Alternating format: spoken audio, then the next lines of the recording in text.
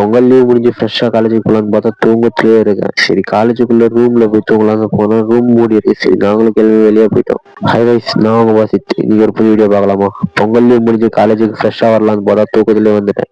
சரி பசங்களை பார்த்த உடனே எனக்கு ஒரு ஹைப் வந்துடுச்சு. சரி ஜாலியாக இருக்கலான்னு கொஞ்ச நேரம் கழிச்சு வந்து கிளாஸில் பார்த்தா லேபுக்கு போகணும்னு சொல்லிட்டாங்க. வந்து லேபுக்கு கூப்பிட்டு போயிட்டாங்க. அப்சர்வேஷன் எக்ஸாம்லேயே நாங்கள் மொத்த பேரும் லேபுக்கு போயிட்டோம். லேபுக்கு போய் அவங்கவுங்க எக்ஸ்பெரிமெண்ட் அவங்கவுங்க பண்ண ஆரம்பிச்சிட்டாங்க. மற்ற பசங்களை தனித்தனியாக பேட்ச் பிடிச்சி விட்டாங்க. சரின்னு எங்களுக்கு வந்து எக்ஸ்பெரிமெண்ட்டை நாங்களும் பண்ண ஆரம்பிச்சிட்டோம். அந்த வயரை தேடி தேடி சொருவதுக்குள்ளே நாங்கள் பட்டு பாடு இருக்கு. ஐயோ, அதை விட்டு நடுவில் நம்ம போய் என் உடம்புக்குள்ள கரண்ட் இருக்கு பாறான்னு சொல்லிட்டு மல்டிமீட்டரை காமிக்கிறோம்ப்பா.